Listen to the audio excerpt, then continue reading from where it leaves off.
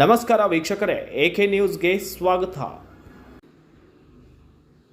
ಬೆಳಗಾವಿ ಲೋಕಸಭಾ ಕ್ಷೇತ್ರ ಬಿಜೆಪಿ ಬೆಳಗಾವಿ ಗ್ರಾಮೀಣ ಮಂಡಲದಲ್ಲಿ ಬಾಕ್ಸೆಟ್ ರಸ್ತೆ ಹಿಂಡಲಗ ಮೈದಾನದಲ್ಲಿ ಗ್ರಾಮೀಣ ವಿಧಾನಸಭಾ ಕ್ಷೇತ್ರದ ಬೂತ್ ಮಟ್ಟದ ಕಾರ್ಯಕರ್ತರ ಸಭೆಯನ್ನು ನಡೆಸಲಾಗಿದೆ. ಅಷ್ಟಕ್ಕೂ ಈ ಸಂದರ್ಭದಲ್ಲಿ ಲೋಕಸಭಾ ಬಿಜೆಪಿ ಅಭ್ಯರ್ಥಿ ಅಧಿಕೃತ ಅಭ್ಯರ್ಥಿಯಾದಂತಹ ಜಗದೀಶ್ ಶೆಟ್ಟರ್ ಅವರು ಹೇಳಿಕೆಯೊಂದನ್ನು ವ್ಯಕ್ತಪಡಿಸಿದ್ದು, ಅಷ್ಟಕ್ಕೂ ಅವರು ಏನು ಹೇಳಿದ್ದಾರೆ ಎನ್ನುವುದನ್ನು ಮಾಜಿ ಶಾಸಕ ಸಂಜಯ್ ಪಾಟೀಲ್ ಕೂಡ ಇದೇ ವೇಳೆ ಮಾತನಾಡಿದ್ದಾರೆ.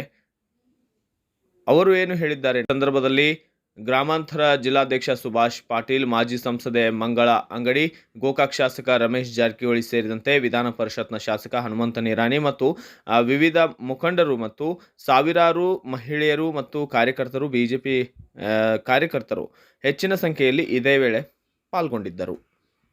ट्यूमरचं ऑपरेशन असेल आणि कुठलं तरी लिव्हर ट्रान्सफर असेल, काय तर ऑपरेशन असेल, जर 4-5 लाख रुपये डॉक्टरने जर सांगितले ऑपरेशनला, आम्ही कुठे कुठे जातो, फंड, बँक, सोसायटी, लोन काढायला जातो, नातेवाईकांच्याकडे हात पसरतो आणि आमचे पैसे टाइमात जमा होत नाहीत, ऑपरेशन होत नाही, आपल्या डोळ्यासमोर आपली व्यक्ती गमावून बसतो.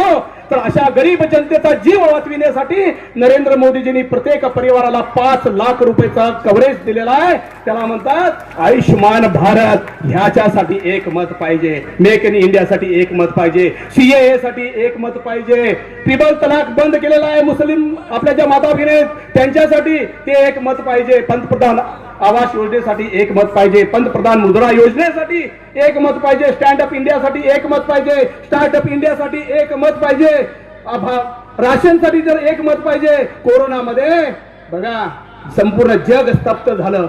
अमेरिका, इंग्लंड, रशिया, आमच्यापेक्षा 50 वर्ष पुढे असलेले मेडिकल क्षेत्रातले, त्यांची व्यवस्था चांगली असलेले देश त्यांनी जीव वाचवू शकले नाहीत आणि त्यांच्या देशातल्या जनतेला लस देताना 5-5 हजार, 8-8 हजार, 10-10 हजार वसूल केले.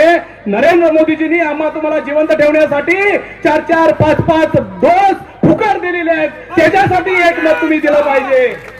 राम मंदिरासाठी एक मत तुम्ही दिलं पाहिजे. बंधूंनो, सांगण्यासारखं भरपूर आहे, भरपूर लांब लिस्ट आहे. जवळपास 150च्या आसपास योजना आहेत. आज जी चालतंय हे मोदींचं चालतंय.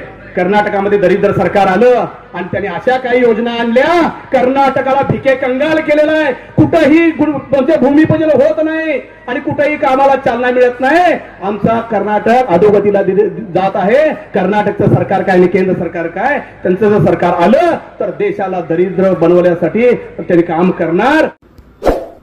ವೀಕ್ಷಕರೇ, ಇದೇ ರೀತಿ ಹೆಚ್ಚಿನ ಸುದ್ದಿ ವಾಹಿನಿಗಳಿಗಾಗಿ ನೋಡ್ತಾ ಇರಿ ಎಕೆ ನ್ಯೂಸ್.